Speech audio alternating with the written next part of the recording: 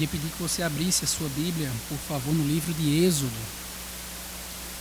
Me foi dada a incumbência de estudar ou tentar apresentar um estudo um pouco mais detalhado sobre o segundo mandamento.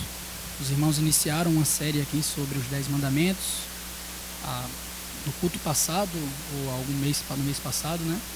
No culto passado iniciaram com o primeiro mandamento sendo exposto, e hoje nós vamos dar uma trabalhada no segundo mandamento, entendendo como as Sagradas Escrituras apresentam esse tema, quais são as aplicações práticas para nós, e também mostraremos em um texto específico a quebra desse mandamento, que já vai apontar para a solução do problema decorrente dele, tá? Nós vamos ler o livro de Êxodo, capítulo 20, versos 4 ao 6, e depois vamos pular para o capítulo 32, que é quando o mandamento será quebrado, verso 1 ao verso 35. Mas vamos ler somente Êxodo 20, verso 4 ao 6. O 32 a gente vai expondo devagarzinho. Assim diz a palavra de Deus, Êxodo 20, capítulo de número 20, versículo de número 4. Não farás para ti nenhum ídolo, nenhuma imagem de qualquer coisa no céu, na terra ou nas águas debaixo da terra. Não te prostrarás diante deles, nem lhes prestará culto, porque eu, Senhor, o teu Deus, sou Deus zeloso, que castigo os filhos pelos pecados de seus pais, até a 3ª e 4ª geração daqueles que me desprezam. Mas trato com bondade até 1000 gerações aos que me amam e obedecem aos meus mandamentos. Vamos orar? Pai, muito obrigado, Senhor. Te louvamos pelo encontro que o Senhor nos proporciona hoje. Somos tão gratos pela Tua palavra, Senhor, pela relevância que ela tem em nossas vidas, em nossos dias. Somos tão gratos por isso. Agora, Pai, estamos diante dela e te clamamos por socorro. Que o Senhor seja conosco. Ó Deus, venha com a sua graça, com o teu Santo Espírito, nos iluminar o coração para compreender as riquezas da tua palavra, Senhor, o Evangelho do teu Filho Jesus Cristo. Alcança os nossos corações mediante a exposição da palavra. Ajuda-me, Senhor, a ser compreensível para os meus irmãos, com, ó Deus, uma exposição do texto fiel. Ajuda os meus irmãos também, ó Pai, a entenderem tudo e aplicar aos seus corações. Nós te pedimos isso, confiantes de que o Senhor está conosco, em nome do Senhor Jesus. Amém. Meus queridos irmãos, eu começo esse momento de fala com uma pergunta muito simples. Todos podem responder internamente. Vocês gostam de ser amados? Será que isso é algo importante para cada um de vocês? Vocês pensam nessas coisas? É algo de valor? Para mim é. E eu acredito que para cada um de nós também. Nós gostamos de ser amados. Mas tão importante quanto ser amado ou gostar de ser amado é ser amado do jeito certo, ou receber amor de uma forma que nós compreendemos e gostamos. Há alguns anos eu li um livro de um escritor famoso, no qual ele pontua a existência de várias formas de se comunicar o amor. Algumas linguagens que podem ser expressas por meio de palavras, atitudes ou outras questões. Por exemplo, alguns valorizam, segundo o autor, as palavras de afirmação. Você é bonito, meu amor. Você é bonita, você é uma boa esposa, você mereceu essa promoção no emprego. Já outro grupo se identifica mais com o tato, né? Com o contato físico, com beijos, com abraços e por aí vai. Já um terceiro grupo, o autor também menciona, se identifica mais com a presença das pessoas nos momentos de mais dificuldade. Isso comunica um amor, uma preocupação, um cuidado muito especial. O livro tem as suas inconsistências, irmãos. Não é um livro que eu vou recomendar de forma acentuada, tanto que não vou nem dizer o nome dele. Mas certamente ele tem a sua verdade. Ele comunica como é importante que a pessoa se sinta amada da forma correta. Eu não dou um presente para alguém sendo este um presente que eu quero dar. Eu devo dar um presente para alguém de acordo com o que a pessoa quer, ou com o que a pessoa gosta, para que se sinta amada dessa forma. Ora, com Deus é a mesma coisa. Nosso relacionamento com Deus também funciona do mesmo processo. Nós o amamos, nos identificamos como cristãos, como crentes em Jesus Cristo, mas por vezes nós não comunicamos esse amor na linguagem que Deus requer. Queremos formar alguma imagem mental de Deus. Queremos usar as nossas preferências para comunicar o nosso amor a Ele. Mas Deus não aceita amor de qualquer jeito. Não. Tirando as comparações esdrúxulas, irmãos, em relação a esse livro, é mais ou menos o que acontece com os seres humanos e com Deus. Deus quer ser amado. Deus quer ser adorado, mas não de qualquer jeito. Deus prescreveu nas Sagradas Escrituras o meio pelo qual, ou os meios pelos quais nós devemos adorá-lo.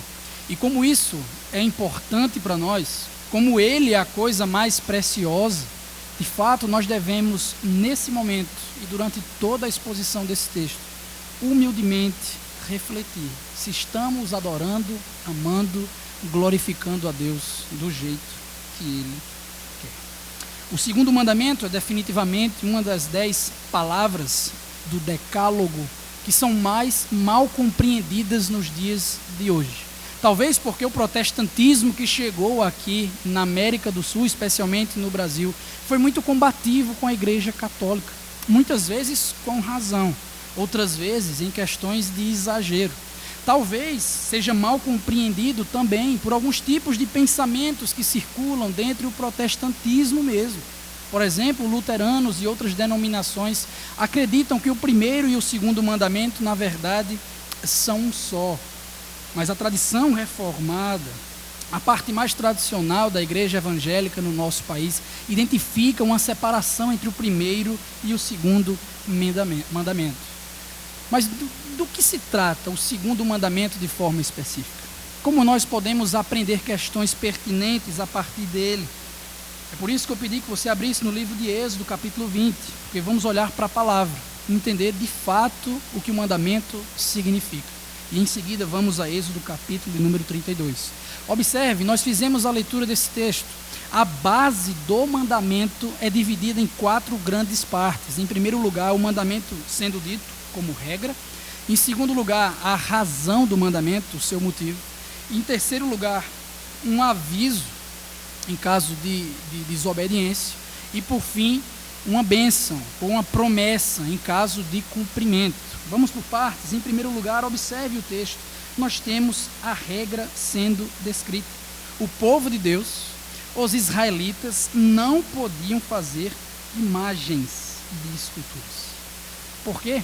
Porque estas eram, naquela época, compreendidas como representações divinas, formadas ali através daquela obra de arte. Qual o primeiro problema com isso? É que nós é que somos representações, com cuidado do termo, divinas. Afinal de contas, somos feitos à imagem de Deus. Deus não precisa que haja mais imagens.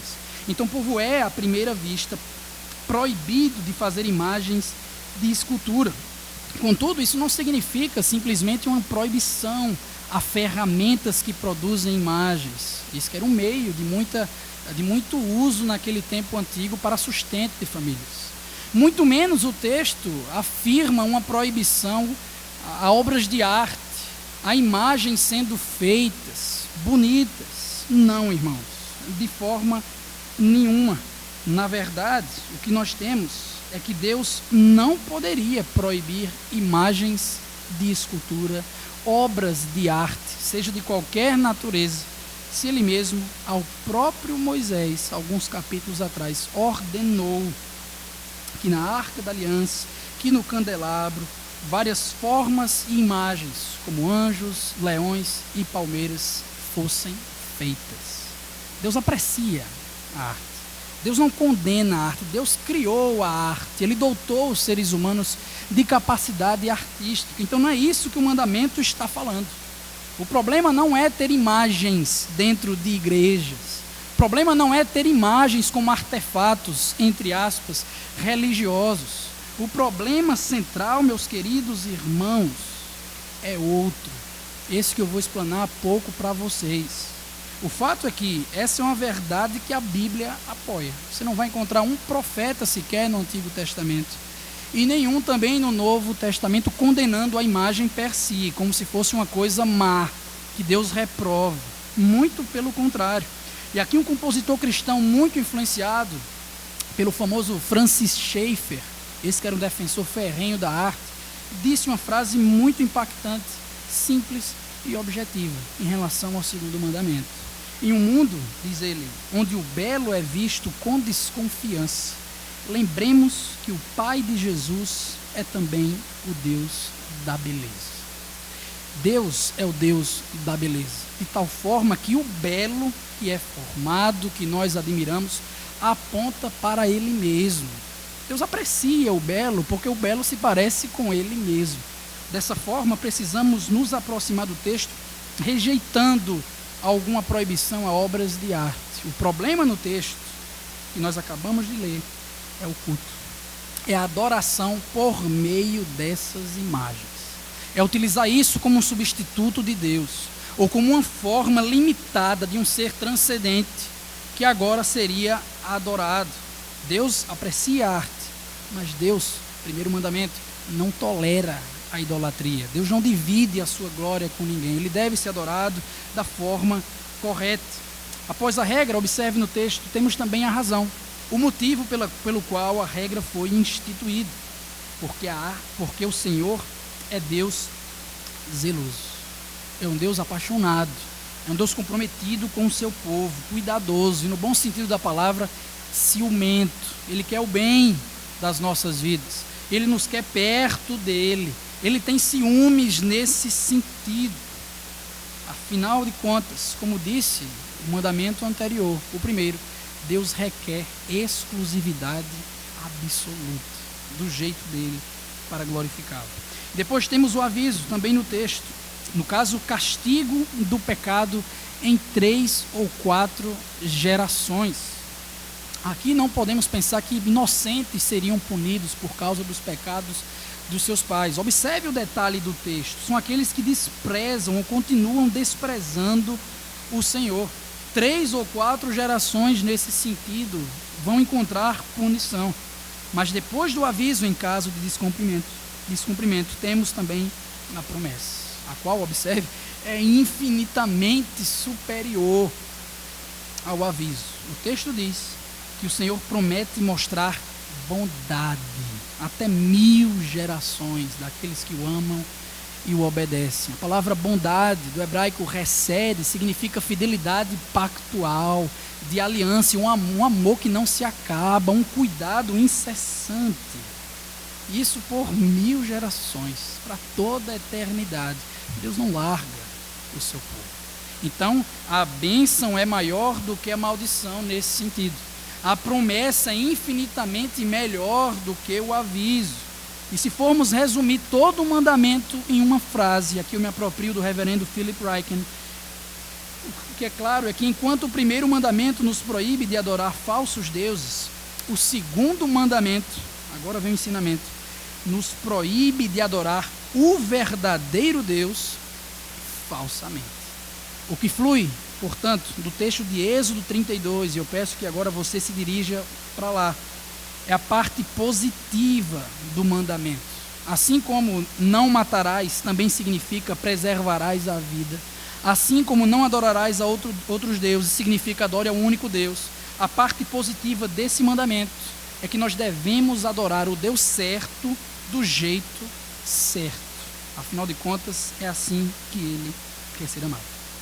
O texto que temos em mãos, meus irmãos, na verdade mostra a primeira quebra de mandamento após a fala do Decálogo, Êxodo capítulo 20, que nós acabamos de ler. Mas para compreender bem o que é que está passando nessa situação, nós precisamos traçar aqui uma linha do tempo com os principais ocorridos nesse íntere. Em primeiro lugar, a lei, na forma dos 10 mandamentos, é expressa, é fala em Êxodo capítulo 20. O povo treme no recebimento daquela mensagem. Vem que Deus é glorificado por meio do seu caráter sendo expresso por meio das ordenanças, das leis morais que são criadas. Em seguida, após esse momento emocionante de se tremer diante das palavras de Deus, capítulo 24, o povo se compromete em obedecê-lo. Vamos segui-lo, Senhor, vamos te obedecer. Prometemos fidelidade, mas essa fidelidade, irmãos, não vai durar muito tempo. Mas antes mesmo desse texto, outro evento extremamente importante ocorre. Após o povo se ter compromisso em fazer essa aliança com o Senhor, agora o Senhor chama Moisés, o representante daquele povo, o líder que os tirou do Egito, para entregar os 10 mandamentos escritos pelo próprio Senhor. Moisés, ele chama seu auxiliar, o recruta Josué, que estava aprendendo com ele. Os dois sobem o Monte Sinai para o encontro com o Senhor. Foram 40 dias, 40 noites de ausência. O povo distante do homem que revolucionou as suas vidas, que os tirou da opressão, da escravidão, da humilhação no Egito, e agora estavam só, no deserto, entre aspas, perdidos, tendo que confiar de maneira suficiente e exclusiva em Yahvé, em Deus. Esse foi um período, diz um comentarista, para Moisés e Josué, de adoração e instrução na presença de Deus. Mas para o povo, foi um período de paciência e provação, distante do homem que eles mais reverenciavam pelos seus atos. Depois disso, vamos para o texto. O povo, verso 1, ao ver que Moisés demorava, são 40 dias, irmãos, mais de um mês, a descer do monte, juntou-se ao redor de Arão e lhe disse: venha, Arão, faça para nós deuses que nos conduzam, pois a esse Moisés, o homem que nos tirou do Egito, não sabemos o que lhes aconteceu. O que lhe aconteceu? O povo estava preocupado, mas não tinha motivo para tal. Afinal de contas, como conta o livro de Êxodo, Moisés instituiu o seu irmão Arão, e também um israelita proeminente com o nome de Ur, como os líderes na sua ausência. Qualquer necessidade, eles deveriam ser procurados, e isso ocorreu nesse momento. A paciência do povo se acaba. Eles não querem mais saber desse negócio de Moisés. Faz mais de mês que Moisés sumiu. Eles precisam caminhar em direção à terra prometida. Mais de um mês estão parados ali. Arão, encarregado na ausência de Moisés, recebe, portanto, uma solicitação: faça para nós deuses que nos conduzam. Não aguentamos mais ficar parados, Arão. Mas que deuses são esses, meus irmãos? Será que aqui estamos vendo uma quebra do primeiro mandamento? O povo querendo adorar outros deuses, senão Yahvé? Eu creio que não. E explico. Se formos olhar para o contexto, verso 4, verso 5 e verso 6, essa expressão deuses está ligada ao nome e à ação de Yahvé, de Deus, do único Deus verdadeiro. Ora, veja se não é assim quando o texto liga deuses à saída do Egito. Olhe também para o verso 5, quando há uma ligação do culto a Yahvé com esse termo. O que se infere desse texto, portanto, é que os israelitas queriam adorar Yahvé, mas do jeito deles, por meio de imagens que representasse o verdadeiro Deus.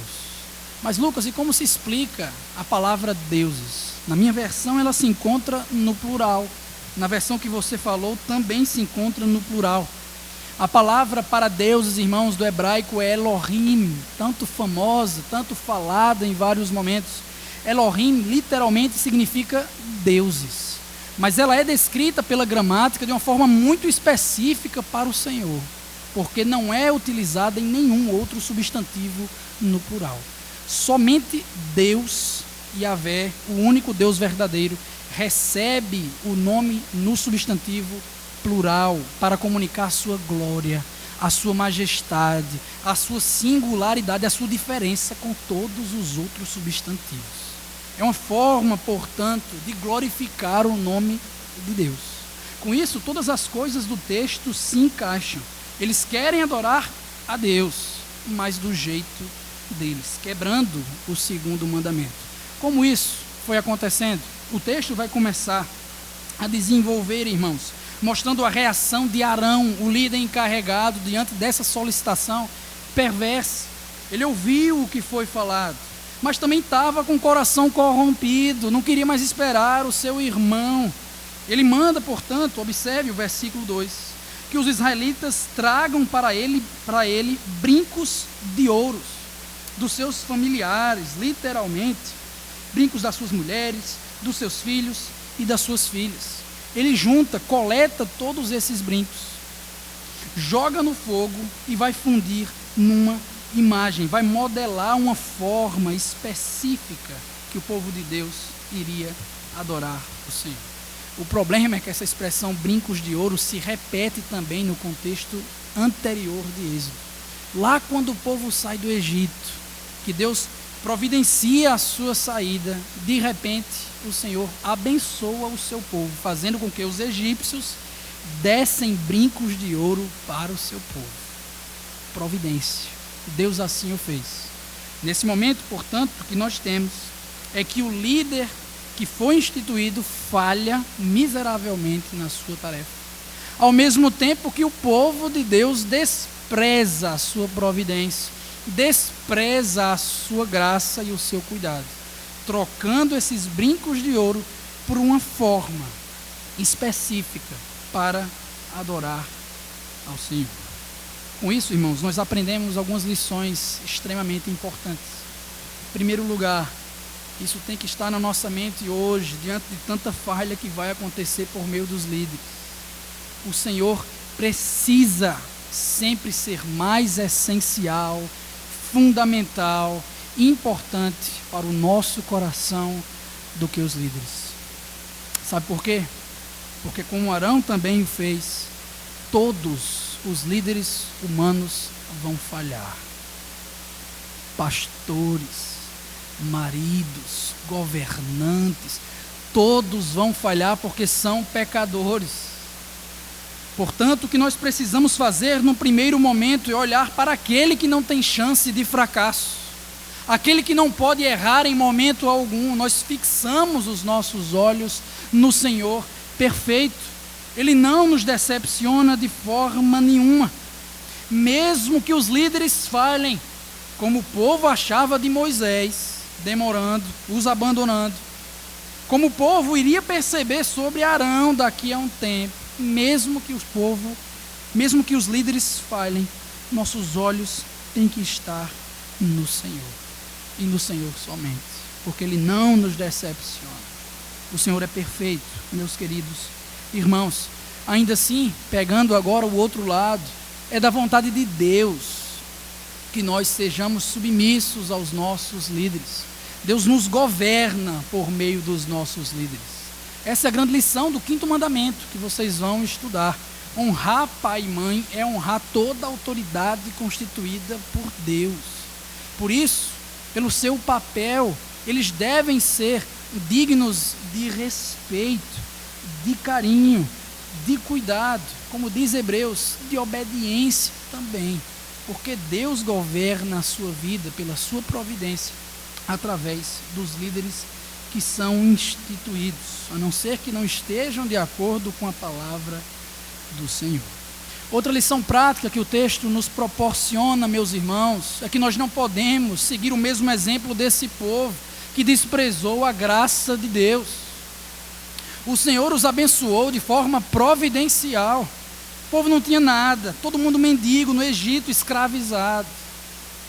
E foi presenteado pelo Senhor.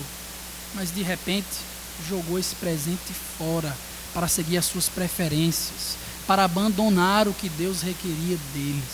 Da mesma forma, o que nós devemos pensar é que nós não podemos transformar os brincos de ouro de hoje em ídolos. Deus nos presenteou com família, Deus nos presenteou com cônjuge, com namorado, com namorada, com saúde, com emprego, com igreja local, com um amigo fiel. Meu querido irmão, não transforme isso no ídolo. Administre o presente que Deus lhe deu de forma correta, que o adore, que honre o seu nome. Não troque Deus pelas bênçãos do Senhor, porque Deus é infinitamente melhor do que elas. Prosseguindo no texto, qual era essa imagem que foi criada? Qual era o desejo do povo e qual foi o resultado dessa bagunça que Arão produziu? O texto vai continuar nos dizendo que a forma era de um bezerro, uma forma muito famosa no antigo Oriente Próximo, onde o povo de Deus estava inserido. A forma de um bezerro era a mesma usada no Egito para adorar o falso deus Osíris. O povo estava lá acostumado com essa imagem mental. A adoração a Osíris acontecia muitas vezes. Então eles pegam esse elemento cultural que estavam acostumados e pensam, vamos inserir aqui, mas vamos adorar a Deus e não a Osíris. Mas aqui, irmãos, temos que notar que o problema não é o bezerro. O problema não é o ouro. O problema está todo aqui no sentido de que, embora o povo tenha saído do Egito, o Egito não saiu do povo. A prática idólatra, o meio de adorar a Deus errado, continuava em seus corações. Isso também nos ensina a questão mais fundamental acerca do segundo mandamento. Nós não podemos adorar a Deus de acordo com nossa preferência, não de acordo com a nossa imaginação, não de acordo necessariamente com todas as bagagens culturais que nós temos, ou experiências religiosas passadas. Não. Ele deve ser adorado pelo que ele é, pelo que ele fez, não pelo que nós imaginamos acerca do Senhor. Talvez você imagine que isso seja algo distante da sua vida, você não comete esse pecado, você não cai nesse erro, mas aí se engana, porque a falsa adoração sempre está batendo a porta do nosso coração, e ela começa no domingo, meus irmãos, quando estamos juntos em comunidade, sendo ensinados inclusive pela palavra do Senhor. Mas temos a falsa adoração começando quando adoramos a nós mesmos, as nossas preferências, especialmente quando adoramos a nós mesmos por meio do entretenimento ao invés do louvor bíblico, quando damos mais valor à bajulação ao invés do confronto, à sabedoria do pregador no lugar da sabedoria de Deus. E continua a semana toda, quando escolhemos os nossos desejos, as nossas preferências e o nosso jeito de adorar a Deus. Ele entende da forma que eu adoro. Ele recebe da forma que eu adoro. Você vai ver que não é bem esse o caso, meu querido irmão. Nós precisamos adorar o Deus certo, do jeito certo. Mas naquele tempo a besteira já estava feita. Observe, aconteceu a forma do bezerro. Os israelitas quebraram a aliança com Yahvé. E Deus vai respondê-los adequadamente. Versículo de número 7. O Senhor disse a Moisés, lá no alto do Monte Sinai, quando entregar os 10 mandamentos escritos, Moisés, desça, vá embora daqui, volte, porque o seu povo que você tirou do Egito corrompeu-se. Continua no verso 9. No verso 8, dizendo, muito depressa, eles se desviaram daquilo que lhes ordenei. Eles fizeram um ídolo em forma de bezerro, curvaram-se diante dele, ofereceram-lhe sacrifícios e disseram, eis aí, ó Israel, os seus deuses que tiraram vocês do Egito. Tudo que o Senhor disse a Moisés foi em forma de síntese, resumindo o que de fato aconteceu naquele momento. Mas olha como é curioso a forma como Deus, falando dos israelitas, se refere a Moisés. É o teu povo, Moisés. Foi tu que os tiraste do Egito. Desce e resolve com eles. E aí vem continuando as palavras do Senhor, mostrando que rapidamente eles se desviaram do compromisso em Êxodo 24. Vamos te obedecer, vamos te obedecer. De repente já cai. Muito depressa se afastam do Senhor.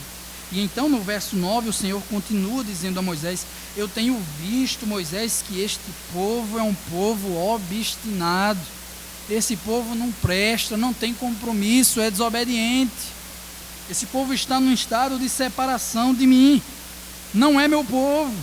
Deixe-me agora, Moisés, para que minha ira se acenda contra eles e eu os destrua.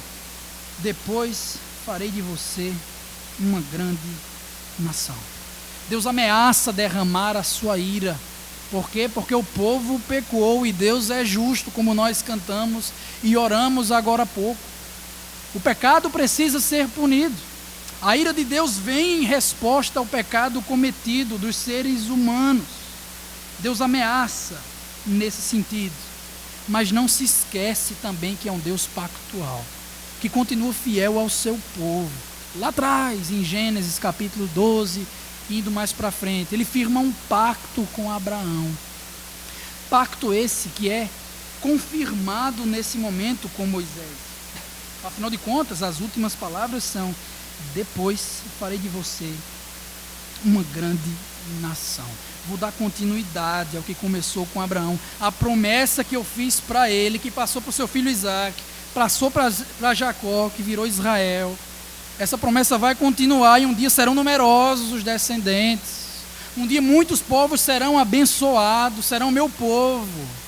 Farei isso com você, Moisés. Mas esse povo é obstinado. Esse povo não presta. Desça e se resolva com eles. Aqui Moisés percebe a tensão que toma conta da situação. Ele vê que a coisa ficou feia para os israelitas. E então decidiu agir, falando com o Senhor. É o que o verso de número 11 vai nos comunicar. Ele suplica ao Senhor, o seu Deus, clamando: ó Senhor, por que se acenderia a tua ira contra o teu povo, que tiraste do Egito com grande poder e forte mão? Porque diriam os egípcios: foi com intenção maligna que ele os libertou para matá-los nos montes e bani-los da face da terra. Arrepende-te, Senhor, do fogo da tua ira. Tem piedade do teu povo, não tragas esse mal sobre eles. Lembra-te, diz Moisés, dos teus servos Abraão, Isaque e Israel, aos quais juraste por ti mesmo: farei que os seus descendentes sejam numerosos, como as estrelas do céu, e lhes darei toda esta terra que lhes prometi, que será sua herança para sempre.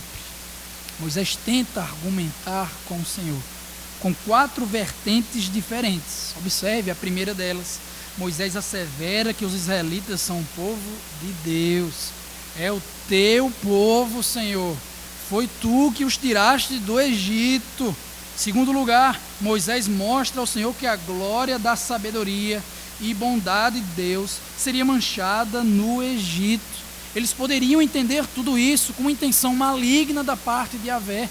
Como assim tirou o povo do Egito? Pouco tempo depois, os destruiu. Pouco tempo de existência após a libertação da escravidão. Que tipo de Deus é esse? Moisés zela pela glória, pela bondade, pelo caráter de Deus. Em terceiro lugar, a promessa aos patriarcas, que foi colocada para Moisés, o qual quer contemplar todo o povo israelita. Que foi falado a Abraão, a Isaque, a Israel, a Jacó: Senhor, que seja também para esse povo, apesar dos seus pecados. E a última vertente de Moisés, não menos importante, é um pedido humilde de piedade.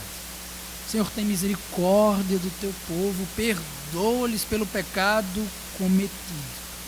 Diante disso, irmãos, do argumento de Moisés, a palavra nos diz, no versículo 14: e sucedeu que o Senhor arrependeu-se do mal que ameaçara trazer sobre o povo.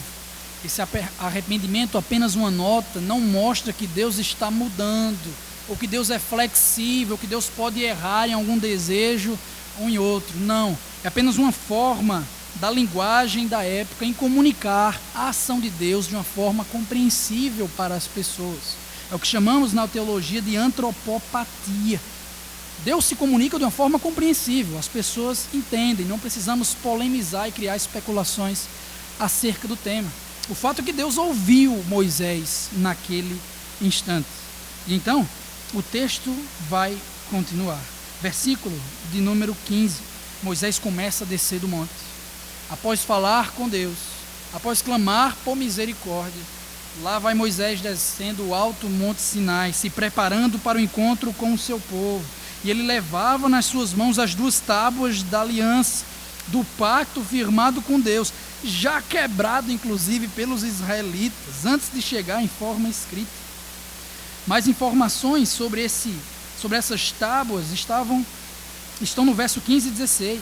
Elas eram escritas em ambos os lados, frente e verso, não como metade numa tábua e metade na outra, mas 2 lados como cópias, mostrando os 2 lados do pacto e suas responsabilidades.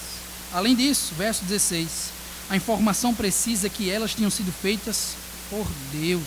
O que nelas estava escrito fora gravado, o que estava gravado fora escrito por Deus, era o seu autógrafo em tudo que foi colocado naquelas pedras. Moisés desce,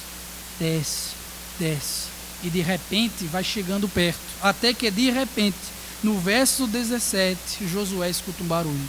Aquele que estava acompanhando Moisés, aprendendo com os seus passos, ele escuta um barulho, ainda distante dele, e ele identificou esse barulho como se fosse alguma coisa perigosa.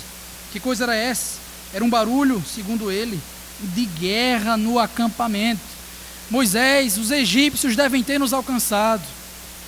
Os povos vizinhos aqui podem ter conhecimento que estamos em direção à terra prometida. E agora o que nós faremos? Mas Moisés estava com Deus. Moisés era um macaco velho, já sabia o que estava acontecendo. Então disse no verso 18 de Josué, não é canto de vitória, não é canto de derrota, ninguém está guerreando não. Eu ouço mesmo, é o som de canções. Acontecendo alguma festividade, alguma festa cultica, algum movimento desse, de adoração, quem sabe pagão. E aí então, depois disso, Moisés se aproxima, no verso 19, do acampamento. Quando chega finalmente aquele momento de encontro com o povo, ele dá de cara com aquela imagem formada, cheia de ouro, aquele bezerro que estava sendo adorado pelo povo de Deus. Moisés vê aquilo e fica irado quando dá de cara com aquilo. Ele não entende porque o povo de Deus teve que fazer isso. Ele se aproxima, vê o bezerro, vê as danças culticas, então ira-se no seu coração.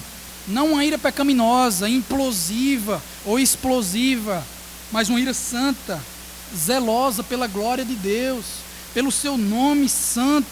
E em resposta a isso, irando-se, ele joga as 2 tábuas no chão, quebrando-as totalmente, o que simboliza a quebra dessa aliança. O povo não foi fiel ao Senhor, se comprometeu e quebrou o mandamento. Tudo isso, irmãos, foi o que Moisés fez. Mas em seguida as coisas começaram a ficar mais tensas. E o que vamos ver no versículo de número 20 é algo bem estranho para a nossa cultura odierna. Moisés pega o bezerro que eles tinham feito, destrói esse bezerro no fogo, e depois de moê-lo até virar pó, Moisés espalhou na água e fez com que os israelitas a bebessem. Que coisa mais estranha. Não temos nenhum paralelo com os dias de hoje, mas lá em Números capítulo 5, sim, essa questão de tomar água contaminada após cometer algum pecado comunicava uma admissão de culpa. Era uma forma simbólica que o povo de Deus tinha para comunicar essa admissão de culpa. Outra questão simbólica que também acontece muitas vezes nos livros narrativos é quando os judeus rasgam as suas vestes, indignados, arrependidos por causa de alguma coisa. Não temos também paralelo nos dias de hoje. O fato é que Moisés estava ensinando o povo o que eles deviam fazer. Abandonar os ídolos, pegou esse bezerro, jogou no fogo, o que mostra de fato uma necessidade de se arrepender, de abandonar isso, ao mesmo tempo que mostra a necessidade de admitir sua culpa, de confessar os seus pecados ao Senhor. Esse é o caminho, Moisés está dizendo de forma prática para o povo de Deus. E aqui fica uma lição preciosa, irmãos, para nós, quando identificamos Moisés como central nesse texto. Nós precisamos confrontar os nossos irmãos quando estes cometem pecados. Seja você uma figura de liderança, seja você uma pessoa normal da igreja, que é dotado também do mesmo espírito que um líder o tem. Todos devemos andar de acordo com a palavra do Senhor. Todos devemos viver em comunidade, em amor. Todos devemos adorar a Deus juntos. Esse é o maior ensinamento da carta aos Efésios. Somos tijolos edificados uns com os outros, formando o templo de Deus. Dessa forma, quando um tijolo está quebrando, está caindo, nós precisamos reerguer. E muitas vezes isso acontece por meio do confronto corajoso, mesmo que o povo não goste. Por quê? Porque, de fato, o irmão que não perdoa o outro precisa saber que está em rebelião contra Deus. O irmão que está em julgo desigual precisa saber que está em rebelião contra Deus. O irmão que está sendo egoísta e tendo as suas próprias preferências na adoração precisa saber que está em rebelião contra Deus. E o pior de tudo isso, aplicando ao contexto, é que muitas vezes esses irmãos, ou nós mesmos, achando que Deus não está preocupado com isso. Como se isso não importasse para nós. A resposta é positiva. É que devemos ter o confronto como algo extremamente importante no nosso meio, pois é uma demonstração de amor. Assim Cristo fez, assim Paulo fez, assim toda a igreja fez em tanto tempo. Devemos entender então o confronto dessa forma, praticando ou recebendo ele com humildade e amor. Foi isso que Moisés, por exemplo, fez com seu irmão Arão. O texto vai continuar nos dizendo exatamente o seu primeiro momento de confronto direto com uma pessoa. O seu irmão, que foi instituído como líder na sua ausência. Ele pergunta a Arão no verso 21, que lhe fez esse povo, Arão, para que você o levasse a tão grande pecado. Ele não alisa o povo e ele não alisa Arão. Ele sabe que o pecado foi cometido e todo mundo tem parte nisso. Que lhe fez esse povo, Arão? Esse povo é obstinado, Deus me disse. Que foi que eles aprontaram contigo? Ao mesmo tempo, ele pergunta que fez esse povo para que você o levasse a tão grande pecado. O que aconteceu, meu filho? Me diga. E a resposta de Arão no verso de número 22 é terrível, irmãos. Porque dentro da teologia bíblica vai apresentar o mesmo padrão do Éden. Gênesis capítulo 3, quando o homem e a mulher pecaram. O que foi que aconteceu quando Deus os procurou? Adão, o que foi isso? Foi a mulher, Senhor. A culpa é tua ou dela? Eva, o que foi que aconteceu? Foi a serpente, Senhor. A culpa é tua ou dela? A mesma coisa vai acontecer com Arão no verso 22. Ele não recebe bem o confronto. Antes diz, não te enfureças, meu irmão, meu senhor. Tu sabes, Moisés, tu sabes como esse povo é propenso para o mal. Esse povo não presta. Esse povo é depravado, esse povo não tem compromisso. Foram eles que me disseram, faça para nós deuses que nos conduzam. Pois nós não sabemos o que aconteceu com esse Moisés, o homem que nos tirou do Egito. Eles que fizeram isso, eles que me procuraram. A solicitação foi deles. Eu simplesmente, no verso 24, lhes disse, quem tiver enfeites de ouro, aqueles enfeites lá que foram dados pelo Senhor na saída do Egito, traga-os, traga para mim. O povo me trouxe esse ouro, eu joguei no fogo e surgiu o bezerro, a forma desse ídolo que seria adorado. Muita conversa fiada, muito padrão repetido da queda, muita justificativa do próprio pecado cometido, mas Moisés não foi enganado. Moisés sabia o que estava acontecendo de fato, tanto que a resposta do versículo 25 mostra um padrão equilibrado na sua reação. Moisés realmente viu que o povo estava desenfreado. Deus disse que ele estava obstinado. O seu irmão disse que era propenso para o mal. Moisés viu o que estava acontecendo. Realmente, esse povo não presta não. Esse povo é depravado, esse povo não valoriza a Deus. Mas Arão, aí vem a resposta: você deixou esse povo fora de controle. Você não cumpriu com as suas atribuições. Você não foi um líder piedoso como a palavra o requer. Você não pôs freio, você não controlou essa solicitação pecaminosa. E o que aconteceu em decorrência disso é que esse episódio tornou-se uma vergonha, algo terrível para todas as nações, um objeto de riso para os seus inimigos. Coisas terríveis acontecendo.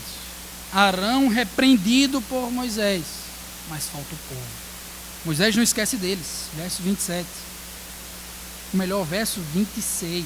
Ele fica em pé na entrada lá do acampamento, para que todo mundo ouça, todo mundo escute o que ele tem a dizer. Ele afirma de forma muito simples: quem é pelo Senhor, junte-se a mim. É como se Moisés estivesse fazendo um apelo. E é isso mesmo, irmãos. Se arrependam. Quem se arrependeu, vem até aqui. Quem é pelo Senhor, quem quer abandonar essa prática, quem quer clamar por misericórdia, junte-se a mim em oração ao Senhor. Abandone os ídolos. Confessem seus pecados. Esteja comigo. O Senhor não nos abandona. O Senhor cumpre a sua promessa. De maneira simples e rápida, os primeiros a estarem com Moisés são os levitas. Todos os levitas, diz o texto, se aproximaram dele, se arrependeram dos seus pecados. Estes homens da tribo de Levi, responsável pela adoração, inclusive, se arrependem. Eles percebem que a adoração foi corrompida, que eles estavam adorando o Deus certo do jeito errado. E vão até Moisés, estão com ele. E Moisés espera, e o povo não volta. Todo mundo continua parado nos seus lugares. Somente os levitas se arrependem. E então ele vai descer a espada nesse momento. Verso 27, se levanta não somente aquele homem que era um servo de Deus, não somente aquele homem que tirou o povo de Deus do Egito, mas o profeta de Deus. Assim diz o Senhor, o Deus de Israel: pegue cada um a sua espada, percorra o acampamento de tenda em tenda e mate o seu irmão, o seu amigo e o seu vizinho. Perceba, meu querido irmão, como Deus leva a sério a quebra do segundo mandamento. Nós não podemos adorar a Deus do nosso jeito, com as nossas preferências. Eis a seriedade do pecado. E aqui muitas vezes pessoas se levantam, mas Lucas, que reação desproporcional. Porque Deus precisaria colocar a morte como uma penalidade para esse delito. Eu faço das palavras do puritano John Owen a minha. A tendência do pecado, meus irmãos, é diminuir a seriedade do pecado. O problema aqui não é o tamanho do pecado não, meu irmão. O problema aqui é o tamanho do Deus contra o qual esse pecado foi cometido. Ele é um Deus 3 vezes santo, que exige perfeição, e nós não somos perfeitos. Eles não foram naquele momento, de forma nenhuma. A sentença foi dada. Levitas, peguem cada um as suas espadas e matem os rebeldes. Matar aqui, irmãos, não no sentido de assassinar, tirar a vida sem sentido, sem motivo, como diz no capítulo 20. Mas outra palavra é colocada aqui, é matar com um compromisso, com um motivo claro e justo de defender a honra de Deus. Esse foi o juízo que foi colocado pelo Senhor e obedecido pelos arrependidos. Fizeram os levitas, versículo 28, conforme Moisés ordenou. E naquele dia morreram cerca de 3.000 dentre o povo. O juízo de Deus foi aplicado. Quem se arrependeu, se arrependeu. Oportunidade teve para todo mundo. Quem quis continuar com o coração endurecido, obstinado, rebelde ao Senhor, foi penalizado naquele tempo. Contudo, o pecado não foi totalmente resolvido. Os levitas cometeram o mesmo pecado e dessa forma precisavam lidar com as consequências do pecado cometido. Eles fizeram o que foi agradável aos olhos do Senhor. Não porque Deus se agrada de matança, irmãos. Muito pelo contrário, Deus manda que a gente preserve a vida. Mas Deus é justo. Deus não é bobinho. Deus é justo e precisa penalizar o pecado para de fato ser quem Ele afirma ser. E isso tudo que aconteceu, diz o versículo de número 29. Disse então Moisés: hoje vocês se consagraram ao Senhor, pois nenhum de vocês poupou nem seu filho e o seu irmão, de modo que o Senhor abençoou esse dia. Todos cumpriram a ordem de Deus. Foi fácil? Não foi fácil, irmãos. Quem gosta de enterrar seu próprio filho? Ninguém.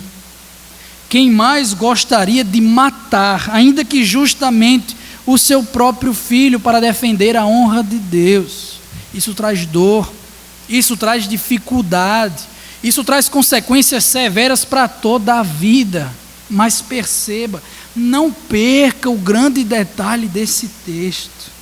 Para que o pecado fosse punido, era necessário que nem mesmo os levitas poupassem os seus amados filhos.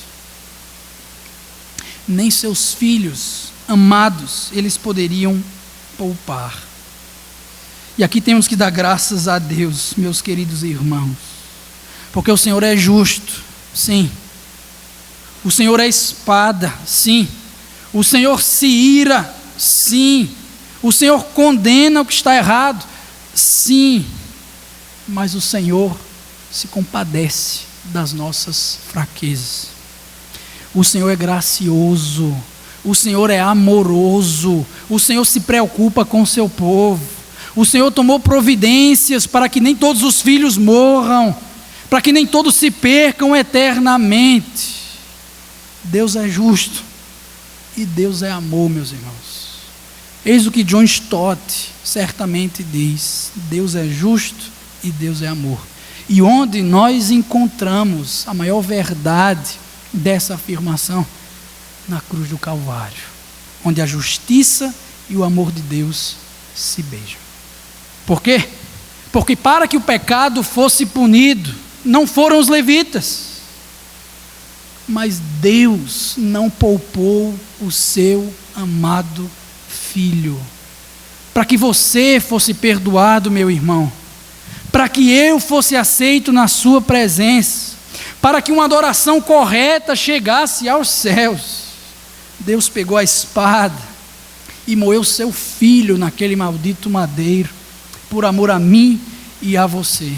É o maior sacrifício de todos os tempos, é a maior demonstração de amor de todos os tempos, que supera todas as linguagens do amor, todas as formas de se sentir amado.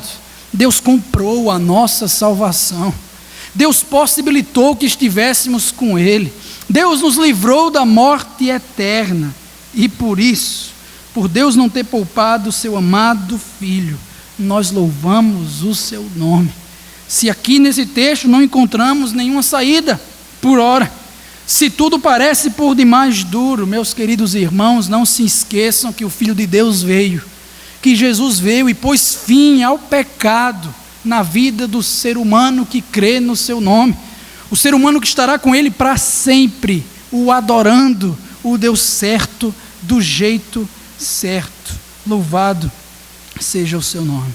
Verso 30, no dia seguinte, depois de todo mundo esfriar a cabeça, depois de tudo se acalmar, pelo menos um pouquinho, lá vai Moisés falar ao povo de novo. Diz ele aos arrependidos: vocês cometeram um grande pecado, meus irmãos. Vocês não são melhores dos que morreram. Vocês são pecadores, vocês estavam no mesmo problema. Vocês também desonraram a Deus, vocês adoraram ao Senhor da forma incorreta. Houve uma quebra da aliança. O pecado permanece sem solução. Mas Moisés tem uma ideia muito importante no contexto da Bíblia. Ele afirma para eles: mas agora subirei ao Senhor. Talvez, quem sabe, eu possa oferecer propiciação pelo pecado de vocês. Ele era um mediador entre Deus e os homens, um profeta que passava a palavra de Deus para o povo.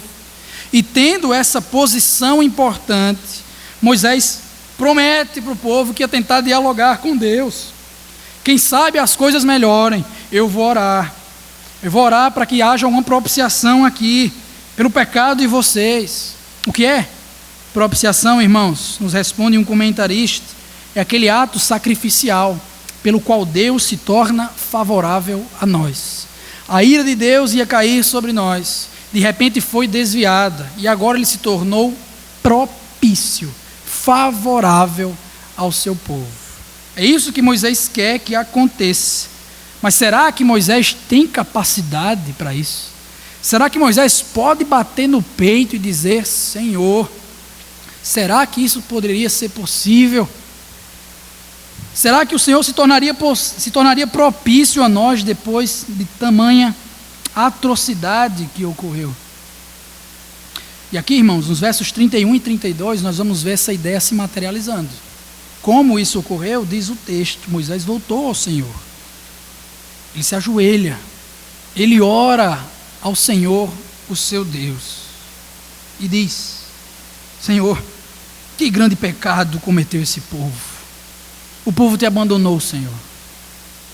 O povo não te adora verdadeiramente. O povo não teve compromisso, Pai. É verdade, eles fizeram para si deuses de ouro, lembraram do Egito, não se importaram de fato com o que o Senhor quer. Mas agora, verso 32, eu te rogo, eu te imploro, Senhor, perdoa-lhes o pecado. Perdoa o pecado do teu povo, Senhor. Ele está falando dos que ficaram, irmãos. Apesar de arrependidos, precisavam do perdão. Mas Deus é justo e precisa punir o pecado. Nós sabemos que o salário do pecado é a morte. Por favor, Senhor, perdoa-lhes o pecado. E aí vem a declaração bombástica: mesmo que isso custe que o Senhor risque o meu nome do livro da vida. O que Moisés está dizendo aqui é: Senhor, condena a mim, livra o povo, castiga a mim, puna o pecado em mim. Senhor, eu quero ser o substituto, que eu seja essa oferta de propiciação, que o Senhor derrame sobre mim a sua ira e livre os meus irmãos, tenha misericórdia deles, concede-lhes o perdão. Será que Moisés tem capacidade para isso? Será que ele pode falar isso para Deus? O grande e piedoso Moisés, servo do Senhor, profeta, líder na saída do Egito. Queridos irmãos, Yahvé o responde no verso de número 33. Moisés, eu riscarei do meu livro todo aquele que pecar contra mim.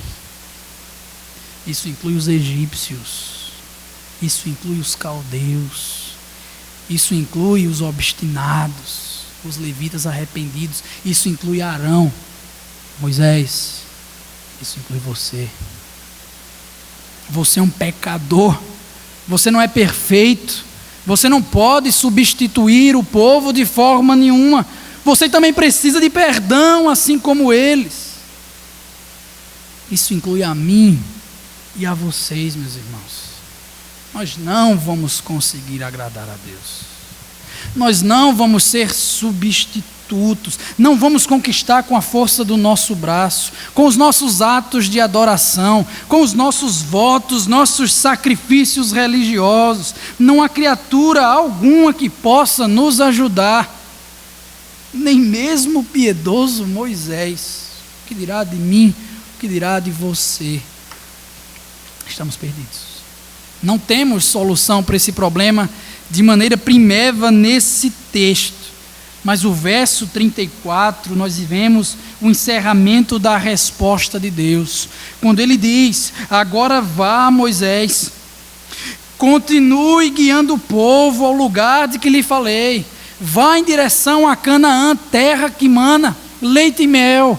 Lá eu vou continuar abençoando o meu povo. Eu vou cumprir a minha promessa, apesar da sua infidelidade. Deus não é fiel a nós, irmãos. Deus é fiel a Ele mesmo, à sua palavra, ao seu pacto. E Ele mostra isso graciosamente. Não obstante as falhas do povo, Deus vai cumprir o seu papel. Ele é Deus, Ele é fiel, Ele é comprometido com a sua aliança. Todavia, Ele é justo. E aí o texto vai encerrar. Quando chegar a hora de puni-los, Moisés, eu os punirei pelos pecados deles. De forma temporal, isso aconteceu em seguida. Afinal de contas, o texto vai nos comunicar, no último versículo, que o Senhor feriu o povo com uma praga, porque quiseram que Arão fizesse o bezerro. Contudo, o problema só está parcialmente resolvido. Ainda vai chegar aquele dia. Ainda vai chegar o dia do juízo. O último dia onde o povo prestará conta diante de Deus. E não vai ter perfeição para apresentá-lo. Não vai adorá-lo sem nenhuma falha. O povo quebra o segundo mandamento, domingo após domingo. Nós, inclusive, assim o fazemos, meus queridos irmãos. E a atenção, naturalmente, desse texto é que nós precisamos de uma solução. Quem sabe de um substituto melhor que Moisés, que possa resolver o nosso problema. Moisés não conseguiu, não. Nós não vamos conseguir, não. Nossas obras também não. Mas no momento certo, o grande substituto foi enviado. Perfeito, pleno. Jesus podia bater no peito e dizer: Senhor, condena a mim. Salva o povo, condena a mim. A sua vida foi um culto de 33 anos, adorando o Deus certo, do jeito certo. E terminou na cruz, irmãos. Na agonia da cruz. De fato, mudando Deus irado conosco para Deus propício a nós. É o que Paulo escreveu aos Romanos.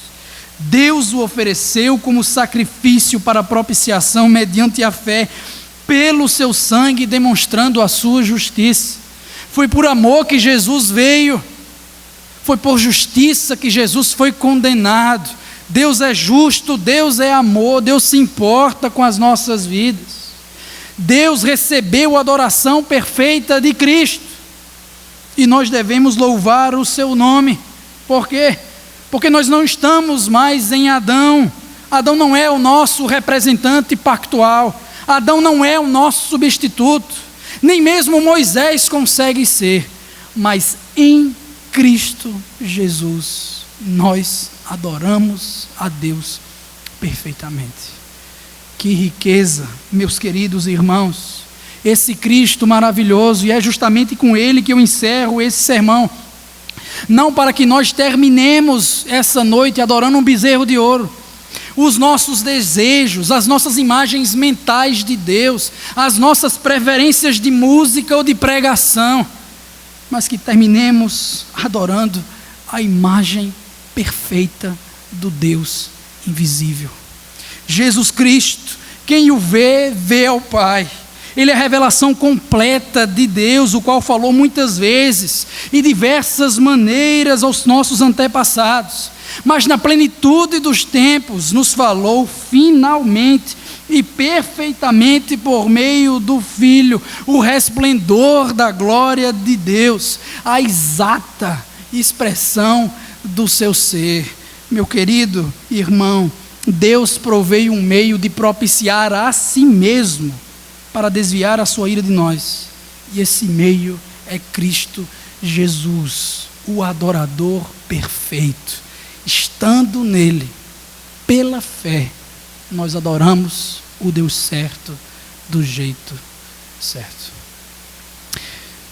Pai, nós te louvamos, Senhor. Nós não somos melhores que esses israelitas no deserto. O Senhor conhece o nosso coração. Por vezes colocamos máscaras religiosas, hipócritas em nossas vidas. Fingimos te adorar, Senhor, domingo ou todos os dias em nossa casa, no nosso quarto. Mas o Senhor conhece o nosso coração. O Senhor sabe que ele é propenso para o mal, que muitas vezes ele é obstinado. Tu sabe do nosso estado, Senhor. Nós estamos perdidos. Nós até tentamos te agradar, até tentamos te adorar, mas sempre caímos nesse pecado. Te pedimos perdão, Senhor, por isso, confiando não que o Senhor fez aqui no texto de Êxodo 32, mas o que o Senhor fez no seu Filho Jesus. Te louvamos por condenar o teu Filho e nos salvar, Senhor. Te louvamos por humilhar o teu Filho e nos exaltar nas regiões celestiais. Ó Deus, o teu Filho é o único motivo de estarmos de pé. E nós queremos te adorar, Senhor, no poder do teu Espírito Santo, de maneira vibrante, mas bíblica. E essa adoração é em nome de Jesus. Amém. Amém.